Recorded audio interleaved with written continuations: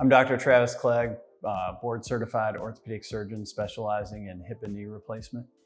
A lot of times patients want to know, they're thinking about hip replacement, but they don't want to be down for a long period of time. And so they'll ask, how long is this going to take for me to get better? And the real answer is it varies from person to person, but almost without exception, people are feeling better in terms of their hip pain within a matter of days from the time of surgery.